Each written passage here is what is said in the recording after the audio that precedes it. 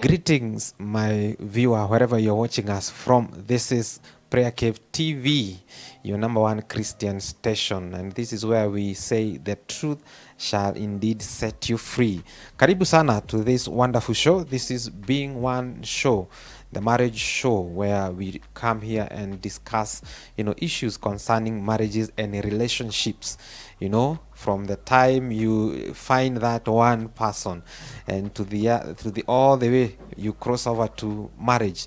This show is all about you, and we are here so that we may bring you that which is lacking outside there, that even which has been tarnished concerning marriages. We make it straight and we bring you the truth that will set you free, even in your marriages, even in your relationships, even in your walk with Christ, even as a single person. So don't turn off this channel. Don't even go anywhere else. Please join us this evening for an amazing show that we have prepared for you. And please don't forget to subscribe to our YouTube channel, that is at PrayerCaveTV, or even on our Facebook page. Follow us right there at PrayerCaveTV. And even for you who is watching us on our TV, kindly make sure that you talk to us via the SMS line that is right there on your screen. Even you can WhatsApp us and we're going to get back to you. And we thank you for keeping it PrayerCaveTV. And now, I do not want to take so much time. I want us to dive into today's topic. And today's topic is indeed a hot one. Is indeed something that we are, going to assist young men and even get to know what is going on with young men in taking the big step. That is the step of marriage. What is happening? Where are they going wrong? We are going to hear that in a moment. But for now, let us introduce our guests who are ready to talk to us and discuss this subject today. So, karibuni sana wenzangu. Muko salama? Good to see you guys. Good to see you too. Yes, I know this is not your first time to be here. No, it's not. It is not even your first time or your second time to be here. So these are common faces, but they have many hats. Yeah, they have many hats. And so karibuni sana. Kindly let us introduce we introduce ourselves. I go by the good name of Edwin Karia. Yes, That's my name. Yeah. Karibu sana Edu. Asante sana. Hapa tutakuita Edu leo. Nimekubali, yote nimekubali. Yes, and to you, my friend. Mimi naitwa Sam Wawire. Sam. Yes. Karibuni sana. Amen. These are the people who are going to this, and you can tell hawa sijika tutamaliza show leo. But these ones are they are the guests we have today, and I know you love the show, my viewer. And please, let's just get into it. Yes. Yeah. Sam, Yes. what is happening with the young men? Why are they not taking the big step? Let me first start by saying things are not the way they used to be. Like my American friends would say, they don't make them like they used to make them. Okay. So, tuanzie wapi? Where do we even start? See, back in the day, things were a little bit easier. Yes. In fact, if I'm not so wrong, we even had people helping you take the big step. Nowadays, we live in a very individualistic society that is not easy. Number two, kila mtu ni mwoga kidogo. Like, Yeah. kitambo ulikuwa unashikwa mkono. Yes. You had the old men, you had your uncles, you had your aunties, you had your family. You also had the other person's family, So things were a little bit easier because not all the burden was put on you or your relationship to make it into marriage. Yes. So that's one thing that I know for sure has really imesumbua watoto. Na sasa, especially when it comes to men. Also, let me put it to this betrayal. It's still on the same point. Yes. Because back in the day, you could trust this man. Yeah. Sasa unajua uncle got my back. As I go through this, he'll do the checks and balances. Yes. If you are from the Luya tribe, it used to be your aunt. Senje. Yeah. She does that thing. Anachungulia hivi kidogo. She looks for you. Yes. Nowadays, because like I said, of the individualistic nature of our community and our society, it's very hard to find that support. So I think one of the biggest factors, because we don't have that communal thing, rather it's mimi nataka TDH kama wewe ni dada ama kama wewe ni mwanaume unaanza kusema nataka okay, sijui wanasemanga wanataka nini, but hot, they don't have acronyms for They will men. tell us. So kuna siku tuta invite waseme hivi na ile. Watatuambia. So I think that's one of the few things. All right. Yeah. And to you also, Edwin, why are young men, taking even so much time before they say they find somebody even to get to marry them? I think I would marry two points and say one of them being courage and the other one indecisiveness. Yes. Because at the end of the day, marriage is a decision. Yes. The same as me taking a glass of water to drink is a decision. Yes. And marriage has its own risks, pros and cons. And a lot of the young men actually who are being nurtured nowadays are not groomed to be men, to be fathers, to be husbands. They don't have the information. They lack the preparation. And you see, when you lack preparation, I think courage also is a miss. It is. Yeah, so without courage, even making a decision, itakuwa ngumu. That is true. Yeah. Let me ask you on that question. What do you mean when you talk about preparation? I think preparation for me goes back to role modeling. Like when this boy was growing up, because men don't start as men, they start as boys. Yes. When this boy was being nurtured, ever since he was born into the earth by his parents, fortunately we believe that maybe he had both parents. Yes. And even if he didn't have both parents, there were men who could have modeled this boy to become the man that he ought to be. Yes. But now, unfortunately, the society that we live in lacks the moral fabric of men that mentor other men to become men, because of the prejudices and the stereotypes that we are having. And okay, that is another topic in its own. But I think I will delve much on courage and indecisiveness, because a man is raised up to be a decision maker. He's the one who carries the vision. And anyone who carries the vision, courage is not far-fetched. So once courage is not once courage is out of the equation, then even making a decision, itakuwa ngumu. Role modeling. Who are they looking up to? Yes. What are they hearing? That is true. And even the people who are surrounding you, the uncles who are drunkards, the uncles who have a history of, being jailed so many times. How are they going to mentor and prepare this young man to take this big step? It's a tragedy, right? It's hard. It is. Because like he said, men will learn from who we look up to. That is true. We like tutaangalia mtu seme I want to be like baba.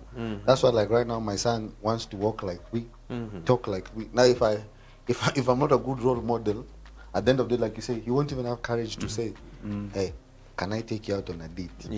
Hata kosa nitakuwa ngumu. Yes, that is true. And also Sam, when we look also the issue of upbringing, many young men also are being brought up on families that are broken. Families that are already shown them that marriage does not work. How are they going to have that courage? I think one of the biggest things, and let me first address those people from broken families. There are two things that happen. Number one, they try to avoid being like their parents. And in the process of avoiding being like their parents, they end up making the same mistake their parents made. Even if it is indirect, they'll still do the same thing. Number two, they'll fear. Wataiogopa tu, wasema unajua nini, haikufanyia kazi baba yangu or my mother, sasa mimi sitaenda nayo. Now, the people who surround you now become very important. Because yes, you can be from a broken family, but that doesn't mean you have to have a broken marriage or broken relationship. I like that, Because the people who surround you, the people who mentor you, the people who talk into your life, can either break it or make it. They can either accentuate your trauma, or they can show you that, you know what, hii ni kitu watu wanapitia. People have gone through this and they've come out on the other side. Number two, I think, and I would encourage all single mothers, because most of the time boys atalalia side ya mama yao sana. Kweli. Kweli. Hiyo tu ndio kweli. Kama mimi sasa if there's crisis, yes I'd call my dad, but inachukuanga kwanza muda. Lakini mama yangu 0722 inakujanga kwa iko complex. So I would encourage mothers to allow their sons to be nurtured and mentored by a man who you think their son should look up to. Yes. And like I said, a mother can create the opportunity. So let's say, for example, my dad is not present. Yes. You as a mother, you can take that prerogative. Mwambie, enda ongea na kwa yako. Kweli. Enda ongea na pastor.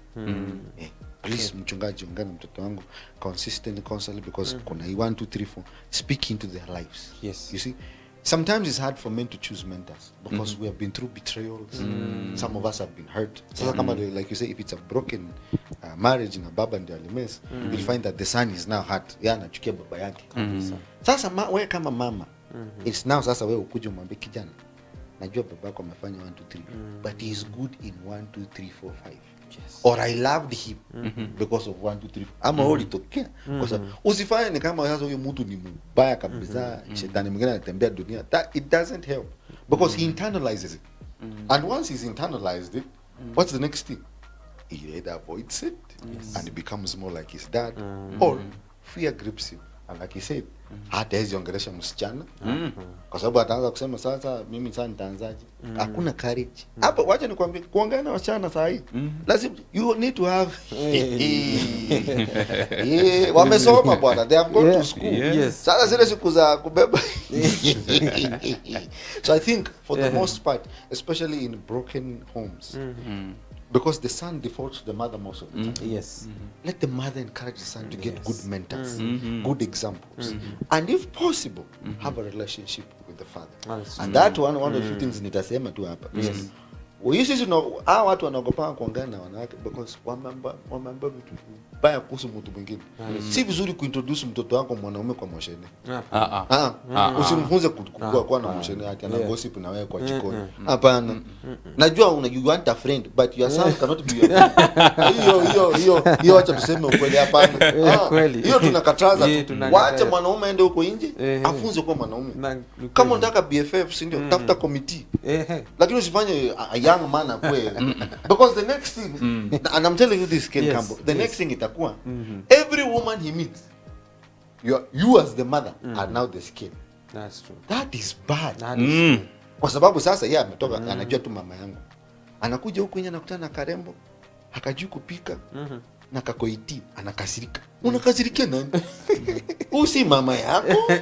Si ndio? Unatafuta mama yako. Unatafuta mama yako wasichana. Utaipata. You never. That's why I say, be a parent. And even be their friend. Yes. But mama, ambia kijana yako enda huko nje uongeleshwe na mtu mwenye amepitia kitu vizuri. Kama uwezi mtume hapa kanisani. Hapa kuna wanaume serious. Kina Ken Campbell. Tuko. They are here. Yes. Usikue BFF na kwa jikoni hapana. Usifunze mtoto motion. Niachia kusema kitu. I think it all goes back just to add meat to what Sam is saying. Yes. It all goes back to role modeling. Yes. As in, who is this boy looking up to?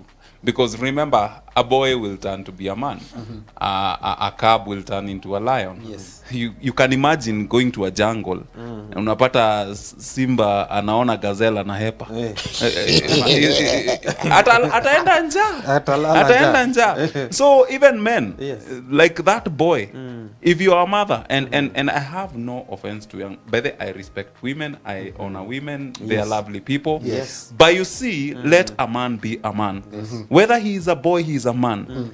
If he needs to go out and meet these girls, acha hizo mambo mingi za over spiritualize mambo. Let the boy go and know how to handle ladies. Yes, and talk to them. Yes, teach him how to address ladies.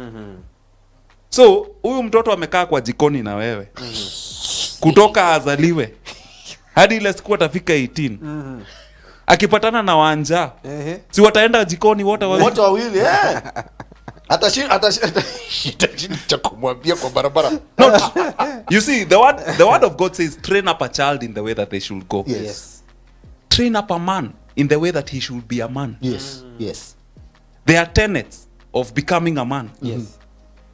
Okay, let me give a practical scenario. Yes. Me, I remember growing up. Okay, fortunately, I got the privilege of being raised by two parents, and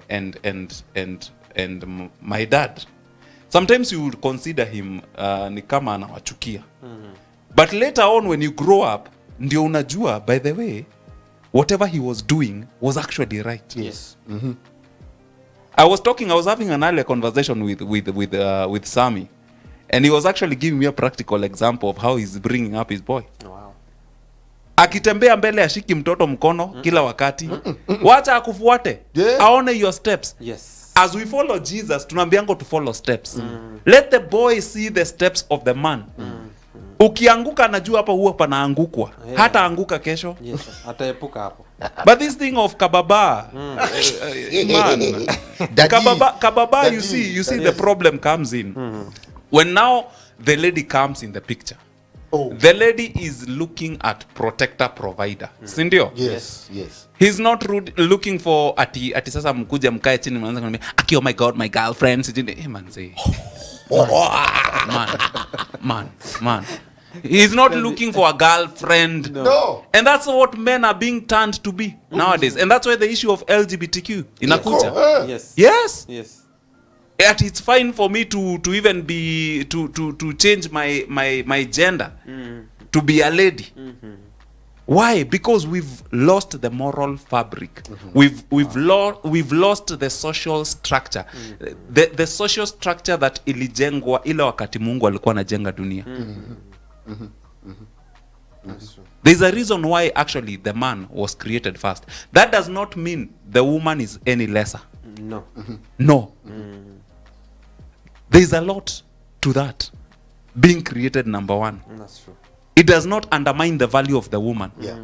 But it brings the essence of leadership. Yes. And this leadership is not something the man wakes up to. No. He is groomed and cultured to be a man. Yes. Yeah. Hold at that, Edwin. You're saying that man is groomed to become, that boy is groomed to become that man. But in our society today, son, who is being groomed more? Is it the girl child or the boy child? And how is it affecting now the boy child making that big step?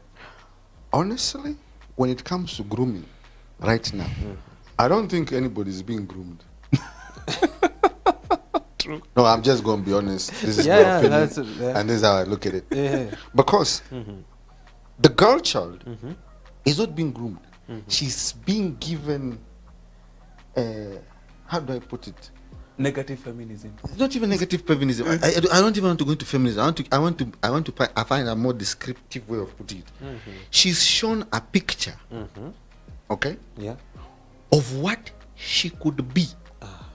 But the question is now, let's go back to the word of God. Is it going in line with the word of God? Number one. Number two, is it going in line with some of the cultural practices that used to make it possible for a woman to be feminine? That is number one. Number two, the boy child, amekaa jikoni sana na mama. Suddenly, siku hizi, everybody thinks the mother is the head of the house. That's right. No, I'm being serious. Yeah. Kama sahi. Kijana amekaa jikoni kwa sababu mama anaongea vibaya kuhusu baba. Yes. Ndio? Anaona and this is the thing, kama ni mvulana uta default kwa mama yako. So mama yako akisema hawa wanaume ni wabaya wote. What do you think the boy is learning? The same people I should look up to are dogs. My God. I don't want to be a dog. No. I am young, sindio? The next thing unasikia kuna LGBTQ. We are not fighting something that was created outside there. We are fighting something that was created in the house. Kwa sababu we've suddenly shown this is the head of the home. Mama anakuja kwa nyumba, wamekuja hapo kaka mkunjo na akasema hiki kimwanaume changu. Honestly. Yes. Hata ukitoka hapo na wewe ni mwanaume. How would you look at yourself? Your self-esteem. You see, and that's why Ken Campbell, right now, when it comes to grooming, you have to be very intentional. Yes. Very. Especially as parents. Knowing that someday, like right now, I know my son, kuna siku itabidi asimame mbele ya msichana. Na mwambie nyaji, mimi nimekufiri, na naomba hii namba. Yes. Unaona, sasa nimeanza kumtayarisha. So, one of the few things I need him to accept is rejection. Yes. Yeah, because it can happen. Juu si kila msichana ataingia box. My friend. Leo utaenda ongea na Wanja class akukatae. Lakini hujui maybe Wanjiru atakubali. Yes. Sasa fanya hivi kijana yangu, si ndio? This is how it goes as a man. Now the mother cannot tell him that. Yes. Mama yake mama yake atamwambia, you know, you need to value all girls the same. Yes. Hiyo ni sawa. Hiyo ni kazi ya mama. Lakini mwanaume ndio amwambia ona. Kuna huyu na huyu. Na ukienda ku approach msichana, si ndio? This is what you do. Yes. Baada hiyo unamwambia nitakufungulia mlango ya gari ya baba. It's very small things. It's the details. Now, with nowadays, wa mama wanasema nini? Ninaweza jifungulia mlango yangu. Namwambia unamkataza, unamwambia chivalry is not dead. Yani I'm grooming him to become the gentleman. Huyu msichana akipatana naye atasema baba yako na mama yako nataka kukutana na. Na akikuja the way he'll handle her will also mean msichana akiingia kwa familia or as he starts, you know, we getting accustomed kuna heshima fulani atabeba. That's the importance of grooming. Lakini hiki kitu tunasikia unaongea tu vibaya kuhusu mzee mbele ya mtoto. Alafu baadaye unafikiria atakuwa na courage ya kusimama. Na number 2, wewe fikiria. Ukisikia mwanaume ameongelea vibaya. So uta expect kila mwanamke akuangalia hivyo nyuma yako. Unataka kwa nyumba mtu nyuma yako na kuangalia hivyo. Hakuna. That's a problem. And that's why men get there and they're like, I've had so much negative things being spoken in relationships and marriages that I'm not sure I really want to get into this thing because what is the point of being just unhappy? Na umekasirikiwa 80% of the time. Na unakaa tu uko nje mpaka saa 8 ya usiku ndio ukuje kama unakuja kulala. Na wengine hata wana over spiritualize wanakuja kama wameomba shandara mpaka kitanda. Like is that all there is to marriage? There is no need. See, and as we are grooming them, let's teach them friendship. Honestly, kama kuna kitu moja tunaweza funza, especially these young men, is how to build relationships on friendship. Utaki kitu, unataka tu rafiki. Because at the end of the day, then kama sisi acha tukusaidia wewe unakuja huko. Kama mtu si rafiki yako, ngoja huko mbele. Because there's no point. If it's not friendship. Yes. If it's that's the thing foundation. The foundation is friendship. Because you can always fall onto that and then you build back up. Like as a vijana, they're not groomed for that. Their friendships are superficial. Wamejua kama sahi the biggest motioners online are by men. Hata nashanganga mwanaume ako na blog ya masengenyo. How? Pigie mo. Like serious. Grooming is very important. That's why nakwambia hiki janangu, if sometimes not just rejection, even understanding consequences. For example, ukipanda juu ya stool na usonge kando, utaanguka kabisa. Ukicheza na msichana yenyewe, upatie pesa kabla ni rafiki yako, atakutumia. Grooming. Sasa namuelezea na namwambia ukweli. Namwambia what the foundation hiyo chini hivi is everything. And if we cannot develop friendships, if we cannot show children that you can have friends, inaanzia na urafiki. Everything we do na hata weke kama in marriage unasikia kuna wanaume wanakaa mpaka saa 5 usiku kwa gari yao hapo nje. Anangojea kila mtu amelala. Ndio anasneak in kwa nyumba. Afu asubuhi mtoto amuone. It's because there's no friendship. But if your wife is your friend, hata utaogopanga. Utampiga simu mwambie niaje. Leo nimechoka, nataka tu nikuje kani malata kwa saa. Kwa saa utamka saa 8 kama huko. Kijana akiona hiyo, the next time asema, this is friendship. Si mbaya sana. But if it's what we are doing right now, we are grooming them either positively or negatively. Squeezy, wacha nikwambie, grooming haifanyiki. Nakwambia haifanyiki because nobody is intentional about it. One thing about grooming is you are very intentional. Yes. Lazima ujue, I want this young man to be 1 2 3 4. So ninaanza kumtengeneza. Pole pole. I start shaping him. Pole pole. That's why nimekwambia kama sahi, I'm teaching my child rejection. Kuna vitu nataka hata kumpatia lakini simpatie. So that ajue sio tina mchukia. Hapana. Lakini hapana. Haina haja aende akasirikie msichana wenyewe juu alimkataa. But hiyo sasa ni story nyingine. Hebu kwanza. Mbona wanaume mnakasirikianga wanawake wakiwakataa? mi sielewi. Umekataliwa, si ukatalike. Kabisa. In fact, if anything, labda wewe ndio msichana mzuri. Kwa sababu ameona kitu yenye haiko sawa. Go fix it. Yes. Alafu jaribu tena kesho. Kweli. Si ndio? But now they are doing the Siku wrong hizi thing. unajua Unapita ati naye. Akikataliwa unaachana naye ama unaenda unapita na mwingine. Ndio nini ifanyike? By the way, one of the few things, and I think ladies can testify to this, there is nothing better than a man who puts in effort. That is true. Najaribu kukataa leo, kesho tena akona consistency yani, si ndio? Na ukikataa kama sasa Valentines anakuletea mao, kitupa na ngoja next year. Yeah. Analeta teddy bear. Let me ask you, Karia, as we are about to get to a break, very briefly, because we are talking about this young man, and he's giving example of his son. But now we have these young men who have already, surpassed that level. Hata hawakangi na baba zao wako huku nje. They were not raised in that manner. How are we going to help them, because they don't even have that courage and confidence right now to approach a lady because of the way they were brought up and the way they saw their families, their parents' marriages, going on. What would we do about that? Ken, I think if you observe what is happening all over the world, there is a lot of money being spent and resources on educating, empowering the girl child. And unlike what is happening for the boy child. And it's not because educating the girl child is wrong. Actually, I would advocate for it. But now, this is the danger. Where are the men? Where are the platforms that are being created to educate this boy? If we can spend money and resources to educate, to empower this girl child, and it is good. Yes. But we are not doing the same to the boy who is becoming a man, who is purported to be the future leader of this empowered woman. Yes. It's a recipe for disaster. Yes. It is. Yes. It is. It's a recipe for disaster. Hold that. Hold that. It's chaos. Hold on that, Edwin. And I know you are going to come back even after this short break.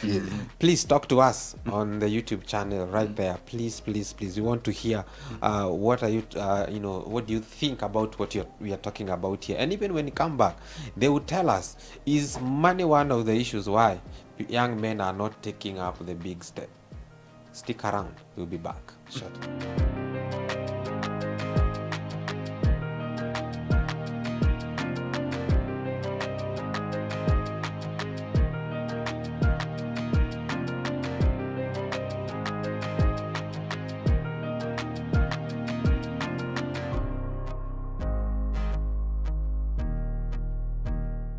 Welcome back, my viewer. Karibu sana na Mungu azidi kukubariki. We thank you so much for keeping it PrayerCaveTV. And karibu to this wonderful show. This is Being One Show. My name is Ken Campbell. And with me, I have my two guests. That is Sam Wawire and we have Edwin Karia. Karibuni sana. We've been having an amazing discussion right here. Yes. And even as we continue, I had promised my viewer that we will talk about money issue. Because many are saying we don't have money to pay dad, we don't have money to take them out for a date, we don't have this kind of money for 1, 2, 3 things. Is this happening, Karia? I think the issue of finances, and it's a good topic because that's what I was meditating on, even when we were on break. Yes. There's a lot of misconception around the issue of finances, and especially among the young people. Yes. Not only men, but now because we are focusing on men. Yes. And there's a lot of unhealthy extravagance that is coming out to, and especially the unmarried man, than even the married man. Unrealistic expectations, which are fictional, if there's such a word. And people are misinformed about money because how much is how much to what you have. if I'm earning 1 million Kenyan shillings, and there's another earning 30,000 Kenyan shillings, we both are earning. Yes. Are we living within our means? Yeah, living within the means. What are your priorities? Yes. Are you honest with yourself? Yeah. As a man, with your finances? So it's a whole hula baloo, if I can call it. It's a huge topic, actually. Yes. And especially for men, when it comes to money. Now, bringing it back to relationship. Yes. Now, it brings the essence of insecurity because of the current societal norms. There are thresholds that are now being put. Yeah.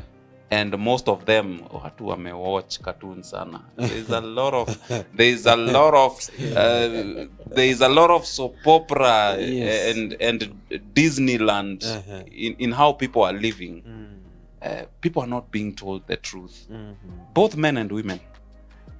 Because money, ukitafuta pesa, it's painful. Yeah. Kuipata. Yes. So I don't expect myself as a man to go and spend money with a woman who does also not know how to manage money. All right. It's disaster. It's disaster. Yes. And now the problem comes in, and it's not bad to have money. Yeah. I always even advise ladies, by the way, penda pesa. Penda pesa. The love of money is the root of all evil. Why? It's not that money is bad. Yes. Tafuta pesa bila kuithamini. Okay? Because once you do not, unakani kama unaona pesa, you get the disciplines on how, number one, to make it, and number two, to be responsible around it. So, back to the topic. Yes. Now, the modern day boy, let me not call him a man. Okay. The modern day boy who is uncultured in matters to do money. Ataogopa. Why? Because he has notions which are not factual. Yes. Because ameona social media, sijui kuna socialite. Yeah. Amepelekwa nje. Yes. And then you see, by the way, nowadays, don't believe everything you see on social media. Be real. Be real. Social media, wacha nikwambia, anaitwa Mark Zuckerberg.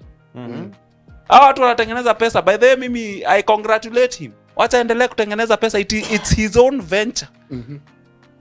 You're being scared at you won't approach a woman because hauna pesa. How much is how much? Okay? Yeah. Do you understand the tenets of making you see, money? Edwin, when we are talking about money, that is what they are, receiving from the ladies out there. They do not want to date somebody who does not have money. So that lack of money becomes an issue to them not taking the big step. Okay, but let me ask you, Bwana Ken, what's the threshold? All right. So how much are we looking at? Okay. It's money. Because it's money. Yeah. Money is money. So the problem is it the problem? Is it the young man or the lady? No, it's the young man. Okay. It's the young man. Ask me why. Why? I know kuna mtu atanipiga, lakini it is. Let me say it. Let me say it. It's the young man. Okay. Because men direct. Yeah. Oh, preach. Men don't beg. If the lady cannot fit into my 30,000 Kenyan shillings, she better walk. Yes. My God. No, come Jesus. repeat that again. Rudia Because to you. If the That was lady, deep. no, you see, Hey. you see, let me tell you something. Hallelujah. Know your worth as a man. oh my, Hey. no, you're Okay? Know your worth. Yes. And your worth is not measured by money. I'm not saying you do not work, because, of course, whoever does not work should not eat. And, of course, also the lady expects that you will provide. Yes. But what's the threshold? Nice question. Am I less of a man to myself because I cannot buy you a house in Runda? Am I less of a man because I cannot take you to Miami? No. Yeah. If I can only afford my 30,000 and my expenditure is within the confines of my 30,000 salary or income, then the lady that I should be getting should be comfortable, whether she's earning more than me or not, provided I can lead. Yes. We cannot all be the same. So are you trying to say, Edwin, that and Sam, are you trying to say that now because he or that she is not going to, be with you because you do not have that kind of money, you should move on? Honestly, mimi ukiniuliza kama hezi tosha mboga ama wewe hezi tosha mboga, kuna mmoja wenu atoshi mboga, yes, it's not the end of the world, honestly. Waachilia tu yani. Yeah. Because like he said, if I can make 30,000, yes, can we live with my 30,000? Yeah. Now, by the way, kitu moja nimekuja kugundua, lugha yako ndio itakusaidia kwa hii maneno. That is just the truth. Yes. What he means by offering leadership is you need to show this woman that with my 30,000 shillings, yes, tunaweza fika hapa. Yeah. Na wanawake wacha niwaambie na niwasaidie. It takes 1 day, 1 hour, 1 meeting for a man's life to change completely. To go from 30,000 to 30 million. Sidharau huyo mtu.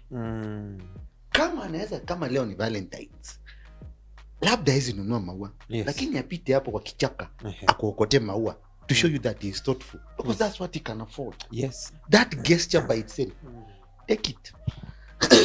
Kwa sababu huyo mtu wa 4 million unataka ukienda huko, rather than him treating you as a partner, sindio? Na hii nawaambia tu free of charge. This is free marriage counseling. Yes. Bure, unaona kwa kamera kabisa.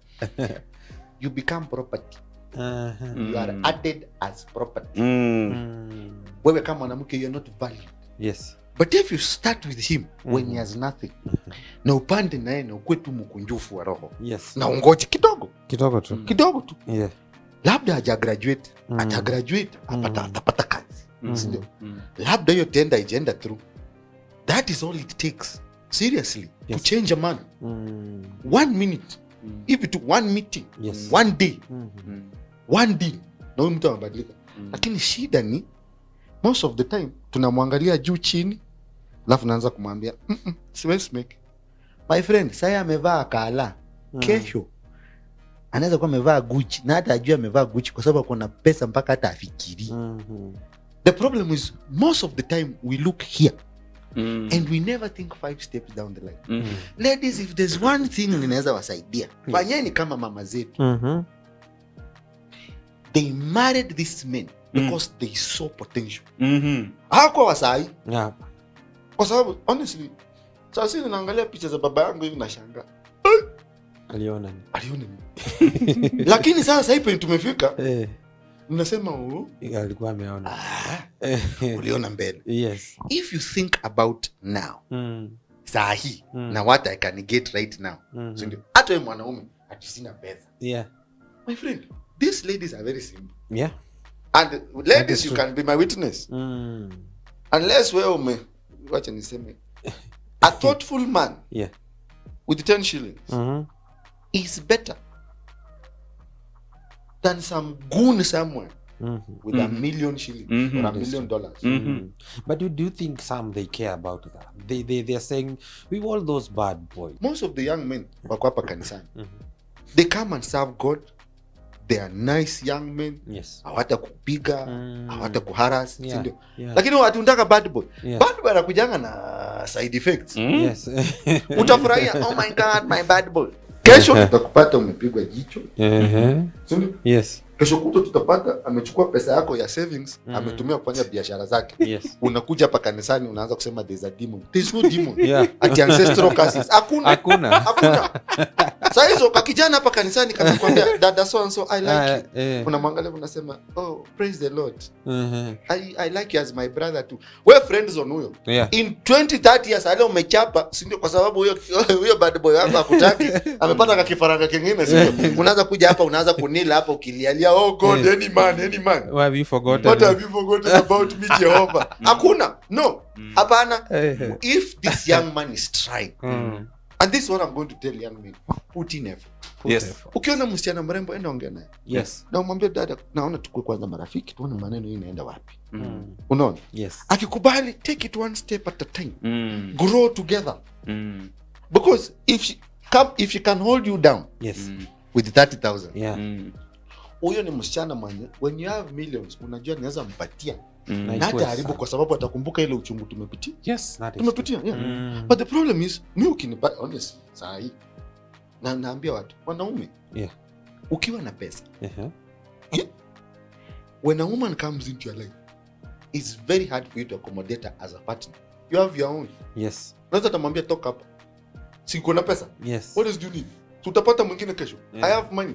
I can take my hata nikitaka mwanamke kutoka Dubai. Oh, excuse me. Kenya Airways. Yeah. Business flight. I'm in Dubai.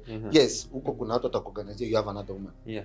But if this person can start with you from zero. Yeah. If this girl is interested in you when you have nothing. At your lowest. At your lowest. Hapo chini penye uko college, mnakula Indomie, Yeah. si ndio? Na kitunguu na nyanya na avocado, Yes. si ndio? Ama mnaamua wanasemanga nini wakikosa lunch? Wanainama. Ni kuinama? Mnainama pamoja. That is somebody you can invest in. Lakini sasa shida ni both wanaume sisi tunataka tukue na pesa. So tunaogopa ku approach especially wasichana warembo. Wanapitianga shida. The prettier the girl, the less probable she is going to be dated. Wewe unataka kuanza na mtu chini so that you grow together. That is true. But if you find somebody who's made, Ken Kambo, na wewe kwa sababu unakuja hii side, kwa hii side tunakuja. Vitu ni mbili. Yeah. Mwanaume mwenye ameng'ara tu, he has everything composed. Dada, huyo si wako. Si wako. But he has a good job, he has a nice house, he is perfect. Yeah. Ni watu tu wawili wamemfanya hivi. Number 1, huyo ni mama's baby. Huyo utajua tu reference point yako ni mami. Juu mami amwambia vaa hivi. Fanya hivi. Sisi wanaume wenyewe angalia. Wanaume by default, especially when you are young, you don't care, unavaa. Number 2, kuna mwanamke mwingine alimtengeneza. Yeah. So ukikuja unapata mtu ametengenezwa. So you have to undo and redo and reshape and reshape. That's why ukiwapata bado wako young hivi, this young men hapa and they want to date you, go out on dates. Get to know them. Serve God together. Especially na mimi nitasema hivi on behalf of wandugu wa kanisa. Na wanaweza kubaliana mimi kama wameokoka huko hivi. Yes. There is nothing more beautiful than a woman who is not ashamed to serve God. That is true. Kwa sababu huyo unajua, si ndio? Hata wewe atakuringia. Ndio wanaume tunapenda kusifiwa. Lakini unapata mtu ati you want somebody made. Haya. Wako. Lakini si wako. Huyo si wako. It's not yours. Wow. Thank you so much, Sam. And you know, I'm trying to be in this young man's shoe right now because yes, to be honest, hata hiyo kazi yenyewe saizi hakuna. And probably hata pengine alikuwa na lakini kazi kaisha. And now ako of age. And I feel I really need to start a family. But there is these young ladies everywhere. The only thing they are asking is how much do you have? And now this is something that mpaka inaingia kwa thoughts ya huyu jamaa, anaona mimi sitawahi oa because nitalipa dowry aje. Nitafanya hizi vitu aje. In your own and I know some you've gone through that. How is this process between, you know, amekubali huyu msichana hata kama hukuwa na pesa all the way to your wedding day? Do you need to have money and a lot of money for you to go through that process? Waje mimi niwapatie testimony yangu. Mimi sikuwa na kazi. Nimehama tu, nimerudi Kenya. Sijui mbele wala nyuma, niko na cultural shock. Yeah. Nikaongea na msichana. Working class. Yes. Pilot. My friend. Yes. Kamwambia sasa iko hivi. Hii maneno inaenda hivi. And see, this is the thing. If you don't have hiyo kitu tumesema confidence to lay a vision for this young lady, sindio? Hata kufuata. What you need si pesa. Kuna watu wako na pesa na haiwasaidii. Kweli. Kuna watu, there are people who are very rich and they are very miserable. It was not about money. Yeah. And if you show her if you show that girl that money is a problem, it will always be a problem. Will become Itakuanga tu shida. Mimi nilimuonyesha pesa si shida. Yeah. Money is not a problem. Hiyo si. Na sasa sikuwa na pesa. Hakuna. Nilikuwa na Actually, nilikuwa na ni vizuri kuwa na baba wazuri. I was literally guided through this. Sitaki kusema ni nani kwa sababu kuna watu wanaweza nishia mawe sasa sema aje tu baba. Yeah. He helped me, akanionyesha this, if you lead her this way, umuonyeshe hii na achague kufuata hiyo barabara, pesa will never be a problem. Time ya kwenda kuongea na wazazi, mimi nilienda nikaambia mzee mimi sina pesa. Yes. You know my story. Yes. Because it was open, it was honest. That's why kama sai, gentlemen, if you are going to date a girl, enda mpaka kwao, usiogope. Jua mama yake, jua baba yake. Weka wewe tu kwa meza, wajua yake. Wakikuona kwa nyuma wanajua ni boyfriend yana nini. Kweli. They are dating. Shida inakuanga most of the time hawajui. So even if you're in a situation, they can't help you. For me, I was very honest. Nikamwambia mzee, hii ndio niko nayo. Akaniambia sana. Mabariki. It was that easy. Because all through the journey of dating, courtship na nini, alijua. Sikuficha. Lakini ukianza kufanya vitu chini usemi chenye unahitaji na una watu wenye wanakusaidia. That's why Bishop Thomas said one thing I'll never forget. Alisema ukitaka kwenda mbali haraka, enda na watu kwa gari yako. In the US kuna kuanga na kitu inaitwa Hoover Lane. Hoover Lane inakuanga kando na lane zingine. So kama highway, let's say 4 lanes, inaitwa Hoover Lane. You can only get in the Hoover Lane if you have other people in your car. Na inaenda haraka. Yes. So get people in your car, on board people. Tafuta watu. That's why mentorship is coming in. You know, counseling the people you surround yourself with. Wakusaidia usonge. Na hapo watakwambia kama umshana is just after money, au ndio tutakwambia. Watakwambia kaka, hapa hii mfuko yako itoshi, mbona fanya hivi ajiria umsichana. Lakini kama ako sawa atakwambia unajua nini, tuko sawa. So the people around me helped me through that whole journey.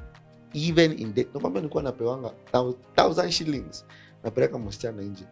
Naenda namnunulia ka ice cream hapo CBD. Inaitwa ngapi? Creamy. Hiyo time siku anaweza afford. Singe afford. Hii nyingine inaitwa ngaje? Hii iko ST. This is very nice one. Cold Stone. Singe make Cold Stone. Nilikuwa natosha tu creamy na pizza in. But sahi we've grown together. Yes. I can go there and buy her 4 buckets na nizeke kwa nyumba. Yes. That's no problem. See, and at that time I had to show her the vision. That's what helped. So if a young man na uone na ni msichana mzuri, I'll pima gauge kidogo. Kabisa. Auliza watu, ambia huyu akoje. Na wacha nikwambie. Hii ni siri nimeiba. Na kuna wanawake watakasirika kile tuseme ukweli. Ukitaka kujua msichana, look at her best friends. BFF, committee. Who is it composed of? Ikikuwa composed ya watu unaona hivi hivi, ajana na. Ukiona committee ni ya wasichana wale, they got it, you know. Peleka pole pole. Lakini ukipata the humble people, people who serve the Lord, people who are willing to submit, watu watamu-encourage akae na I my friend. Hii inaitwanga jackpot. Hiyo unashikaga hivi na unakimbia. Because at the end of the day, like I said, hizo siku ilikuanga creamy. Siku hizi ni Cold Stone. Wow. Ama nasema ama tusemaje? Ama tuseme maneno aje? Iko sawa. Maneno ni matatu. Wacha na hiyo ya mambo matatu. Career. Yes. You see, even because of what is happening around us, even on social media, we are seeing that what you're consuming on social media will either shape you negatively or positively. And so these young men that we are talking about, or even the young people in general, the social media is really influencing them on how they are making their decisions every day. So how is it influencing young people, you know, in taking this big step towards marriage? I think before I answered the direct answer to your question, I take social media to be like the supermarket. Uh-huh. You know, when you're walking into the supermarket, you have the choice on what to put into your bag. Yes. And that's what most people don't understand. Social media actually is not bad. It is not. It has been demonized, but it's not bad. People are becoming rich on social media. Yes. Yeah. Relationships are being reconciled on social media. Okay? Yes. So what content are you going for? What are you consuming? What are you consuming? And that's why I'm giving you the example of a supermarket. Yes. When you go into a supermarket, there's some supermarkets actually even have medicine. Yes. Some even have rat poison. Yeah. Some have agrovets. Some have yogurt. Yes. He's talking about Cold Stone. Some have ice cream. Yes. So it's up to you to know what you're going to put into your basket. Wow. Okay? Yeah. And what you put into your basket will determine the health that you have. Because anything you're going to buy, they are called consumables. Yes. You go to consume. And whatever you consume makes you. Yes. All right? Yeah. So I think as a man, and the man that is watching, Yes. you need to be very cautious about what you're consuming from that social media. And I agree with you. Social media can either make you or break you. Yes. It depends on the kind of content that you're taking. That's why I don't even advise people at wasiingia social media.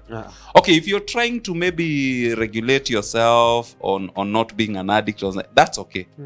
Because at the end of the day, you know yourself better. Yes. But social media, so many people's lives have been also made on social media. That is true. I hear watu wanasemanga ati sijui ati huwezi pata mtu wako social media. I've heard of very successful relationships. Yes. But it also depends on the value systems that you have. What are you? Who are you as a person, number one? And because you will always attract what you are. That is true. And that goes to the men now to answer the issue that we are talking about concerning men and finances. Who are you? Who do people see you to be? Okay? Yes. Because maybe you are the problem. Yes. It could be. Maybe you are the problem. Wewe ni umeonyesha hawa wasichana, wewe ni unajua kupelekana Cold Stone kuliko wale wengine. Kwa nini akatae kukuja? Hata mimi nikiwa msichana sitakataa kwenda Cold Stone. Kama ameshika sana. Unasikia? Unasikia? Yeah. No, sometimes let's give these girls a break. Yes. Si ndio? The issue ni you are the leader. Yes. And that's why a lady, by the way, let me tell you, they are very good ladies. Na ndio manamu anasema I don't like generalizing problems. Yes. Okay? You deal with a problem as it comes. All right? They are very good ladies out there. Juzi, a few years back, there's a lady alikuwa amefeatureiwa on TV. She was complaining that hapati mtu wa kumuoa. Yeah. And she's available. She's very educated, but the moment the man anakuja kwa meza, askia ati she's a PhD or whatever, she's a manager, anatoroka. Why? Because of the misconception ati msichana anataka pesa. Some of these ladies don't even need your money. They have money. They have money. They do. They do. They only need someone who can show them where are we going? Where are we taking this money? Yeah. Yes. Yeah. Yes. They don't want to get married to a Peter Pan. Unakumbuka Peter Pan? There's a cartoon we used to watch of a boy that was alikuwa nakataa kugrow. Anaiba watoto. Those kids don't grow. You need to grow up even with the issues of finances. Now watch uoga. Be courageous. Me personally, I was telling Sam earlier on, even if you put me with a lady that is next to this CEO of World Health Organization, ito Antonio Guterres, mimi sitaogopa. We will still chit chat. Yes. Tutaongea. No, because my money does not give me my value. Yes. It's my brain. And that's why, by the way, I tell ladies, dumbness is not submission. It is not. If you're intelligent, you're intelligent. Yes. Bring your intelligence on board. We are not intimidated. Yeah. Dumbness is not submission. All right? Yes. Bring your intelligence. Let me build on it. Yeah. Tunaelewana? Kabisa. Naweza kuwa nilienda Polytechnic. Na wewe ulienda ni Cambridge. Yes. Harvard. Let me tell you, I will Polytechnic your Cambridge. Tutatengeneza nini?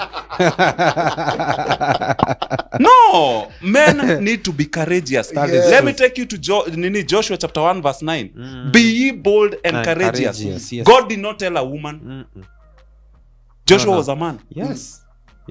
There was a reason why God told Joshua, the man, to be bold and courageous. That's true. It was because of the role he was taking as a man, leader. That doesn't mean that akukuwa na watu wiser than Joshua. No. Actually, some of the advisors to the king are even wiser than the king himself. Yes.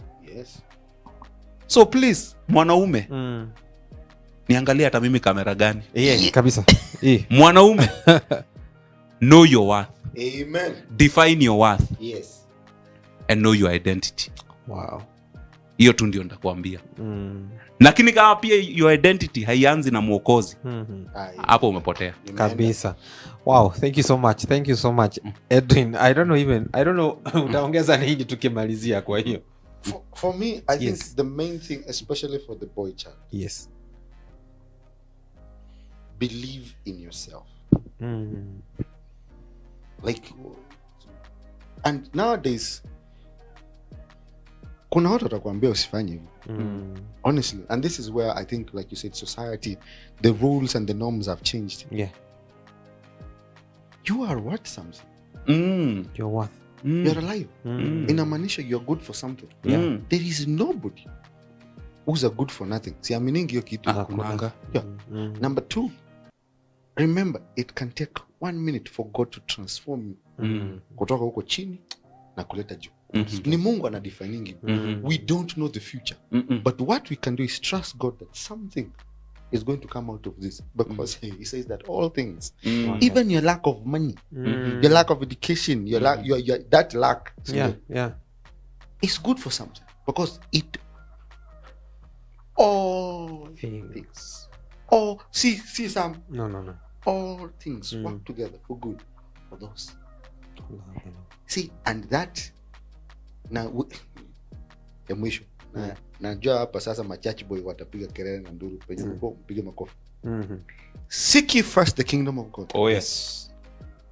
Number 2, and this righteousness. And all these things shall be added unto you. Aya, huyu msichana unaona wezi ongea. So ndio, this is the thing. If anybody lacks wisdom, let him ask of the Lord. Yes. Ingine, what is impossible for man?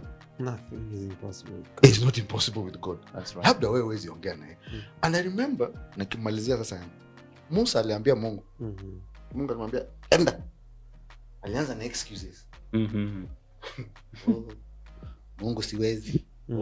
Natakuongea. Mungu siwezi. See, Mungu akamwambia fanya hivi. Wacha nikuonyesha hata yenye unaweza ni mbaya. Ombe chukua mkono wako weka kwa kwapa. Mbele alitoa ilikuwa na.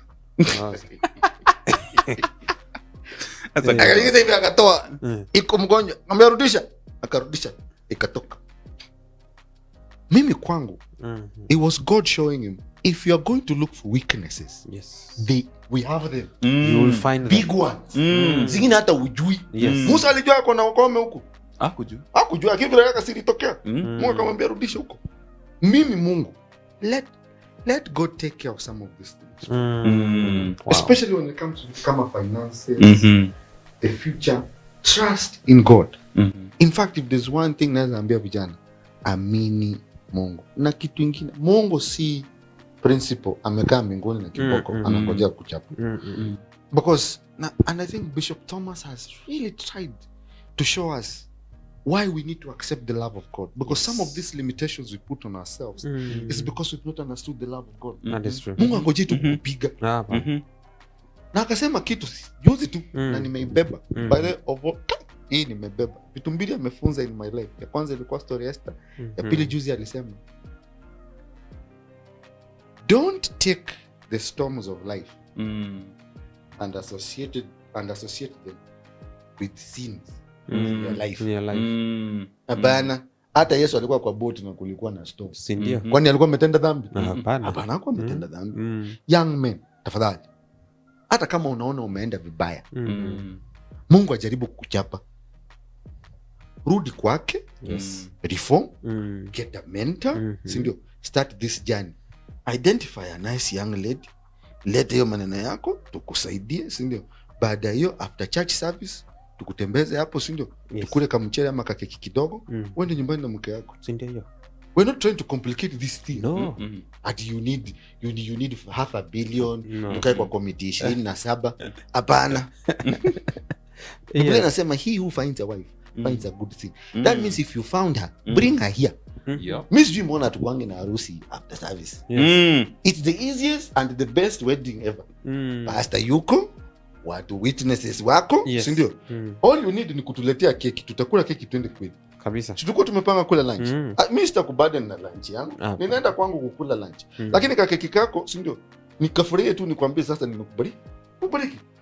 That's it. When we complicate this, it shows us we undermine the power of God. We undermine the wisdom of God. And we also undermine opportunity. Because some things we are given opportunities. Lakini hatuichukui.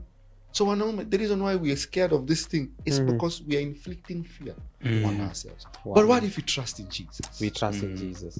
Imagine tu wachia tu Mungu. Hivi vitu vingine na kuanga rahisi. Nasikia ni kama nimehubiri. Kabisa. Tutaitisha sadaka za Jehovah.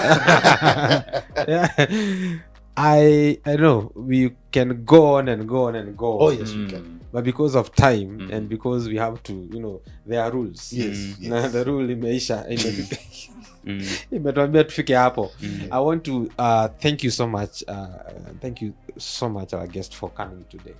And thank you for sharing, those nuggets. These of it to deep. And I know there are young men who have listened and they have seen you, even they have heard what you have said. One thing I can tell them is this: please, they are available for any advice. Oh yes. Yes. Yeah. Please talk to them. Never say that you don't have somebody you are looking up to. There are people out there, and people actually in our churches that you can look up to and have a way forward. Please allow me to reach at that point, because I know we can continue and continue, but I know also that they will be with us again in another episode that we are going to prepare.